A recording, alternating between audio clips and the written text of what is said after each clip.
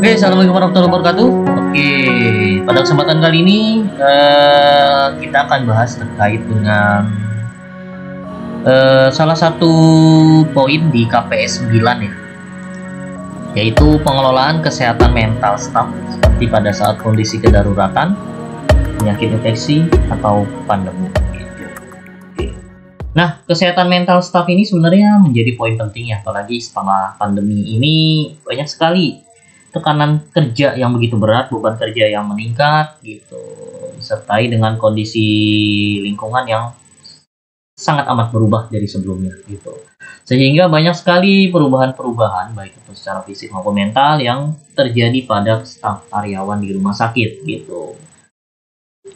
Nah, dalam melaksanakan pengelolaan kesehatan mental staf ini, sebenarnya rumah sakit itu paling gampang ya, gitu, melaksanakan ini. Kenapa? Karena di rumah sakit pasti sudah ada hampir selalu punya spesialis kejiwaan ya, gitu. Mungkin ada juga yang tidak, gitu. Tapi biasanya di rumah sakit pasti gampang lah untuk urusan kesehatan ya, baik itu kesehatan fisik maupun kesehatan mental, karena linknya atau jejaringnya itu banyak. Nah, pada video ini kita akan sharing terkait dengan bagaimana sih melakukan pengelolaan kesehatan mental staf secara sederhana. Ini ya teman-teman, kalau sudah pernah ikutin video kita sebelumnya yang berkaitan dengan pengukuran lingkungan kerja ya, yang KPI K3, itu sudah sempat saya singgung gitu. Namun saya akan perjelas di video kali ini bagaimana sih kita melakukan pengelolaan mental staf itu, mulai dari kajiannya, lalu follow up-nya gitu. Oke.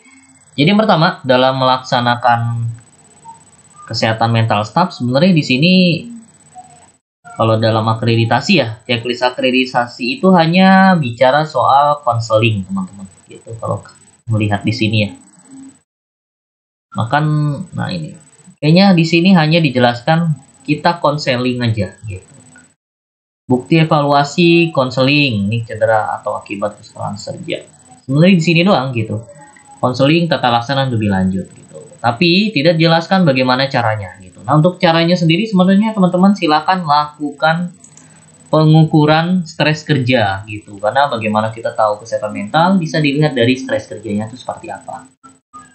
Silakan teman-teman buka Permenaker nomor 5 tahun 2018 tentang lingkungan kerja, kesehatan dan keselamatan kerja di lingkungan kerja gitu.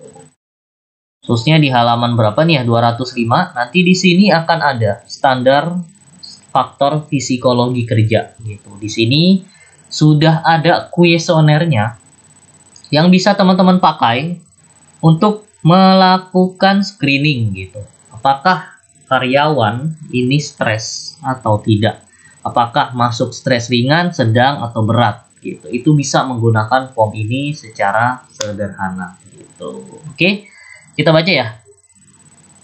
Standar faktor psikologi, survei diagnosis stres kerja. Kuesioner ini dirancang untuk mengetahui sejauh mana berbagai kondisi pekerjaan menjadi sumber stres seseorang. Jadi benar-benar fokus kita adalah bagaimana kondisi kerjaan kita itu menjadi sumber stres gitu. Pas banget nih. Responden diminta memilih beberapa sering kondisi tersebut menimbulkan stres. Oke, ada 7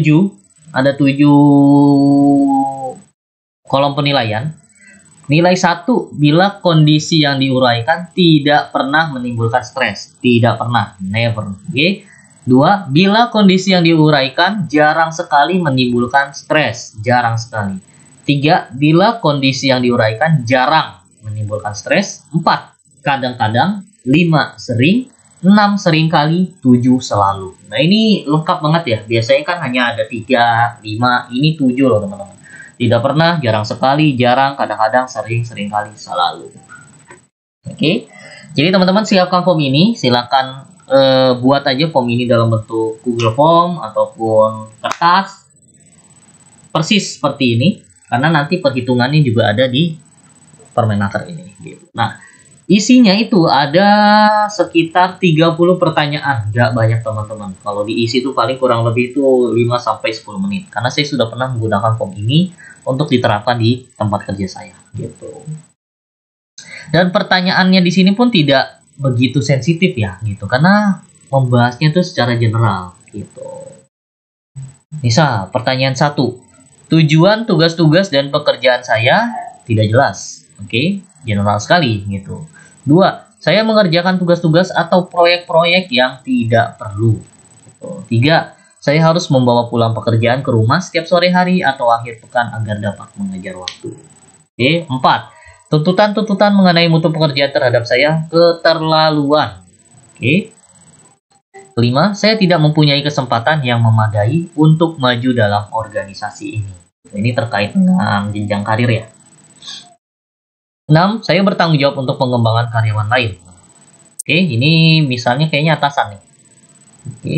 7, saya tidak jelas kepada siapa harus melapor dan atau siapa yang melapor kepada saya. Nah, ini biasanya berkaitan dengan komunikasi koordinasi antara atasan bawahan ataupun rekan kerja. Yang 8, saya terjepit di tengah-tengah antara atasan dan bawahan. Oke. Ini kalau lingkungan kerjanya tidak kondusif, itu biasanya ada nih kejadian kayak gini. 9, saya menghabiskan waktu terlalu banyak untuk pertemuan-pertemuan yang tidak penting yang menyita waktu saya. Karena rumah sakit ini banyak banget meeting-meeting, rapat gitu, dimana di dalamnya itu menyita waktu sekali. Nah, ini masuk ke dalam sini. Oke. 10, tugas-tugas yang diberikan saya terlalu sulit. Nah, ini oke, general ya. Kalau saya ingin naik pangkat, saya harus mencari pekerjaan pada satuan kerja lain. Oke, ini terkait dengan jenjang karir lagi. Saya yang bertanggung jawab membantu bawahan saya untuk menyelesaikan problemnya. Ini terkait atasan. Jujur dan berhormat tidak dipenuhi. Nah, oke. Pertanyaannya itu sebenarnya ya tidak sensitif, tidak blaming, hanya pekerjaan pertanyaan simple, sederhana, dasar. Tinggal kita yang menentukan. Ini sering, tidak pernah, jarang, selalu, atau bagaimana gitu. Sampai 30 gitu. Oke. Nah, inilah bagaimana cara mengukur hasilnya gitu. Itu ada di sini teman-teman. Teman-teman tinggal lihat. Makanya bagusnya sih form ini tuh dibuat dalam bentuk ini ya, Google Form, karena lebih simple aja gitu. Nanti mungkin di video selanjutnya saya akan buatkan gitu. Bagaimana cara mengubah form kertas ini menjadi bentuk digital agar hasilnya bisa ketahuan langsung. Oke.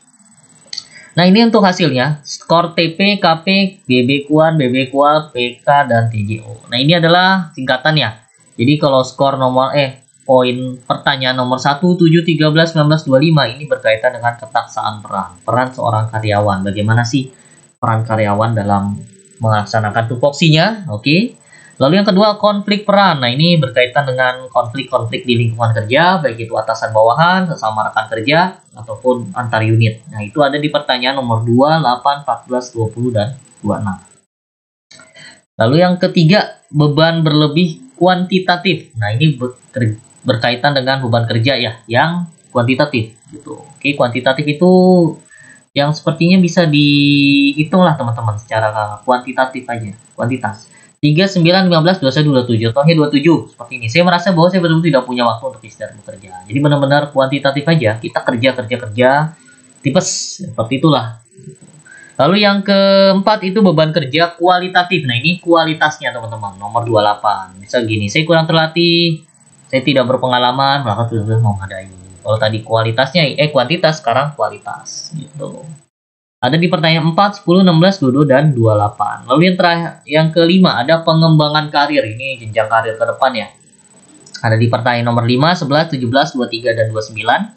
Lalu yang terakhir itu tanggung jawab terhadap orang lain. Entah itu ke rekan kerja, atasan, bawahan, direksi, unit lain, dan sebagainya. Itu ada pertanyaan nomor 6, 12, 18, 24, 30. Contohnya, saya bertanggung jawab atas hari depan orang lain. Gitu. Misalnya ini seorang atasan, dia bertanggung jawab terhadap jenjang karir bawahannya. Nah, ini pertanyaannya itu contohnya seperti itu.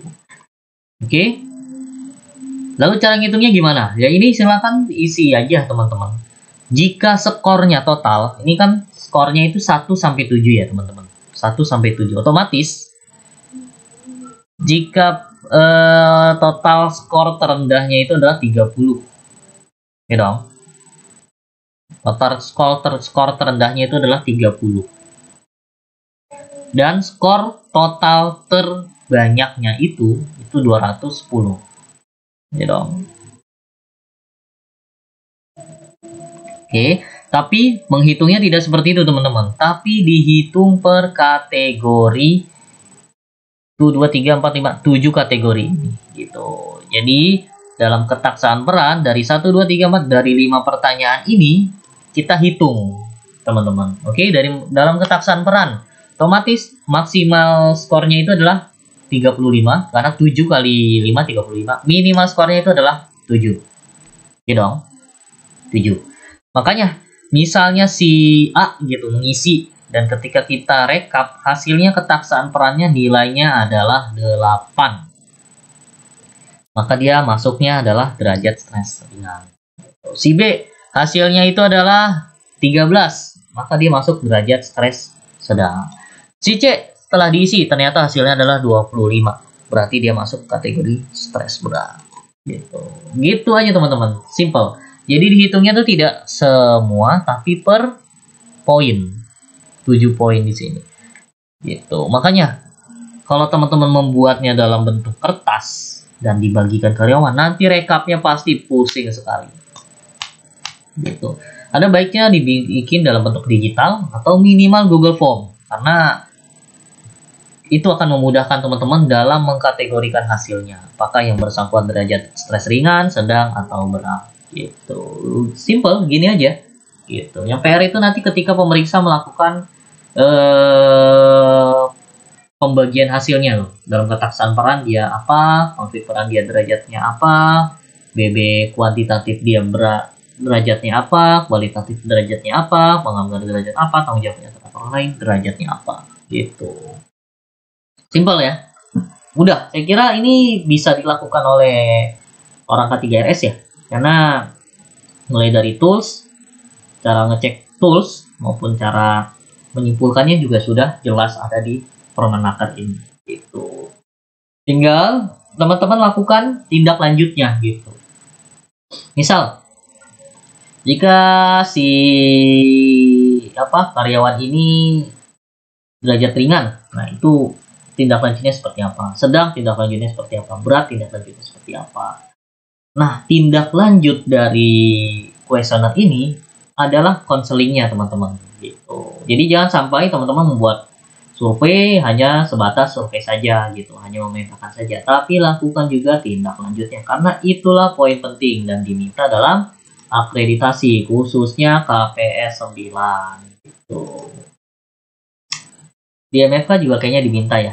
Gitu. Di PPI juga diminta gitu. Makanya kalau nanti ada kategori karyawan yang masuk dalam stres berat ataupun stres sedang, silakan lakukan konseling, tindak lanjut, entah itu di konseling ke dokter spesialis, entah itu di konseling ke psikolog, silakan. Yang penting ada tindak lanjutnya teman-teman. Yang penting perlakuan itu sama kayak MCU. Gitu. Misalnya MCU berkala ada yang ditemukan hasil yang kurang bagus ya. Itu silakan dilakukan pemeriksaan lanjutan. Nah, begitu pula dengan pemeriksaan psikologi kerja ini. Tidak berhenti hanya di hasil, tapi juga silakan lakukan tindak lanjut. Gitu. Oke, simpel ya. Jadi silakan teman-teman buat dulu nih formnya, lakukan sebar, suruh isi, dan coba rekap. Maka teman-teman akan mengetahui bagaimana tingkat stres pekerja yang ada di rumah sakit teman-teman gitu. Kayaknya cukup ya. Mungkin dari saya sekian, semoga mencerahkan. Mungkin next kalau saya sempat saya akan taruh link Google Form-nya di kolom deskripsi aja ya. Mungkin kalau saat video ini tayang belum ada belum ada Google Form-nya, ditunggu aja gitu. Nah, memang nanti akan coba saya buatkan Google Form-nya, pengisiannya dan bagaimana hasilnya tuh seperti apa secara otomatis. Jadi ketika si karyawan mengisi form ini, nanti secara otomatis sudah ketahuan dia masuk kategori apa gitu. Nanti coba akan saya buatkan, mungkin tapi tidak langsung ya teman-teman. Kira-kira ya seminggu 2 minggu lah. Ketika video ini tayang, seminggu 2 minggunya, silahkan cek aja kolom komentar, kolom deskripsi videonya. Semoga bisa tepat waktu. Oke. Mungkin dari saya sekian terkait dengan standar faktor psikologi atau pengukuran stres kerja di rumah sakit. Semoga mencerahkan. Terima kasih. Selamat malam. Assalamualaikum warahmatullahi wabarakatuh.